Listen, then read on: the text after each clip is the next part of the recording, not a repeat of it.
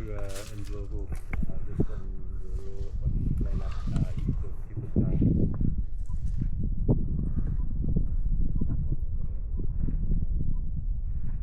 Spikes in the body of the tail, aren't they? I think he's even shredding the spikes with his tongue. Yeah, his trunk. He's stripping the bark off it. Yeah, so really what they're after is the sort of, so with these they're just stripping off that outer layer of bark because it's not terribly nutritious, the outer layer, so going for the softer wood inside. But when they go for the big trees, what they do is they strip off the outer bark, and then there's the second layer of bark. It's called the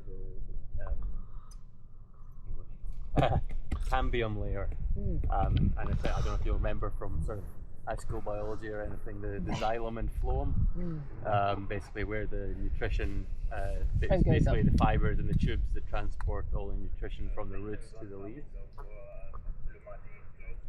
Those spikes just don't bother him at No, all. no. So now he's actually eating the wood. Yes, The inner wood. So the thinner stuff like this and these small bushes, the wood has got a lot of moisture and like sap and stuff in it, whereas the bigger wood, I don't know if you know, if anyone do woodwork or anything, but you've got hardwood, sapwood, then you've got the cambium layer, and then you've got the outer bark. The sapwood obviously has sap in it, and these small ones, the hardwood is so thick, so small and sort of negligible, they don't really worry about it. Yeah. So yeah, they just chew it up. So dexterous, isn't it? Yeah. Yeah, they just chew through them.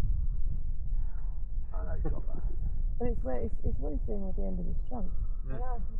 I mean, it's But you notice he's not just using his trunk; he's standing on it. oh yeah. I mean, it's absolutely phenomenal. Yeah. Oh, I couldn't work out what was going on with his foot. He's standing on a termite one. The back foot, yeah. The way the shadow's landing, it looks like he's got an extra lump on his foot. In one place it could stand, you could take the foot off that as well. That's it. You're right.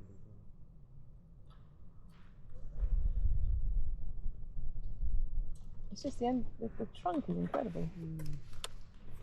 Using all of those. What was it? 6,000 or 9,000? 6,000 muscles.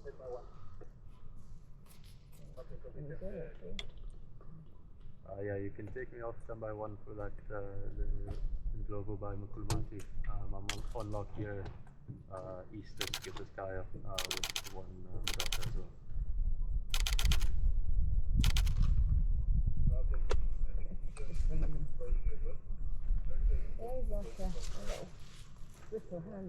It's incredible, isn't it? Yeah. It's like the opposable thumb, isn't it? He's got the. We're going to go forward to this one. No, he's going to have that one. That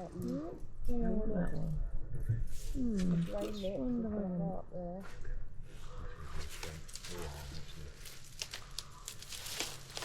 Go on.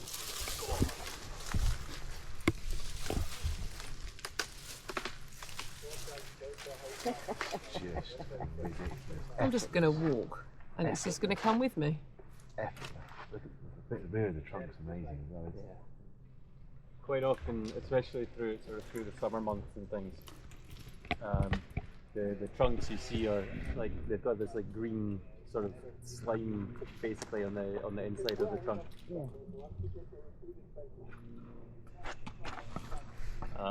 Because they use the trunk obviously to like sort of strip the leaves and the grass and stuff, and it just leaves this kind of paste, and then drinking water and saliva and everything just gets mixed up, and they've basically got a sort of, you know, when you get like algae in on a pond or something, it kind of looks like that on the back of the trunk. Yeah.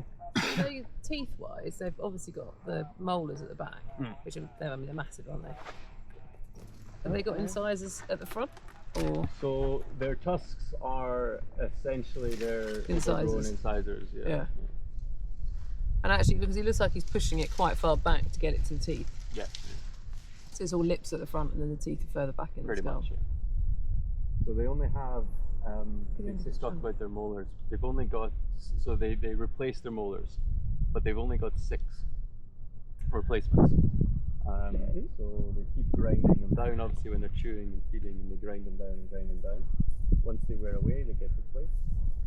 But once that sixth set of teeth has worn down, they struggle to feed and to eat.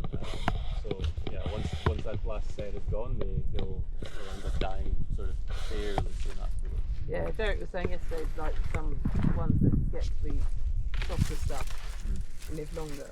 So Yes, the ones yeah. that are eating more of the wood and that don't last as long as they wear the teeth out. Yeah. So that's sort of where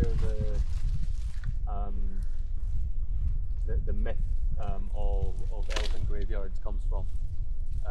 So people talk about elephant graveyards because there's areas with a lot of bones and carcasses, etc. That's the least appetising tree for me to try that. Yeah, I mean there are a lot of green leaves around. You must be wanting those. Yeah, exactly. So yeah, so once they, because they're intelligent, they know that they're struggling to eat it and things. Don't throw that. You just know how they drag their feet, just from the spotters perspective, you can see where they do. So you've got your elephant graveyard. Yeah, so they once that last set gets worn down and they're struggling to feed, they'll tend to sort of separate themselves from the herd. Not really deliberately, but they won't move around as far because they've got to move between areas that are lush through dry areas. So they'll end up sort of hanging out in areas that are close to water. Coming. Yeah, so they'll hang out where they've got nice access to water, nice soft food and things. But that means that they do come to the end of their life in those areas, so you get a lot of carcasses. Look at that photo. Oh my god, that's great. Please tell me you've got that. Don't be joking. So yes.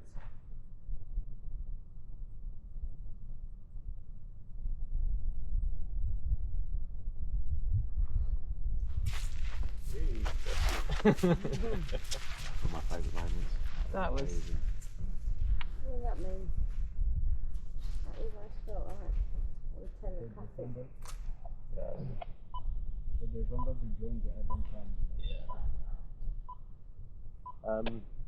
To be honest, could be anything. But it definitely did look like it's a sort of a tender thing rather than a They're doing the same thing that they're trying to snap. Yeah. I mean, these could be two brothers that have grown up, or or just males that have grown up together in the herd, and they just through sort the of tree. developed a bond, and they like to go around together. There was a thing I saw a while ago actually, and it was elephants that had been together, then separated for like 25 years or something, and then they came back and they spent like a whole day just touching each other and. Yeah, look, I mean, it's a cliche saying, but cliches are cliches for a reason. You know, elephants never forget. That's cool. That was very nice. That was really cool. We need to still photograph of that, mate. Yeah, you need to pull Well, that's off the video. Can you put a still of that? Yeah. Yeah. Now, more Land Rover tyres will be gone. Those are weak ones. Rob Shaz, smile for the camera. We need Chris and Dave to turn around and smile for the camera too. Walk straight through everyone. It's just literally just walk straight. So they're not really eating these green. They don't like these leaves, obviously. Yeah, seems not so much. So yeah, these guys look like they're heading to join the rest of the herd, which is down by pretty much where we saw them in those big tall reeds. Same kind of place.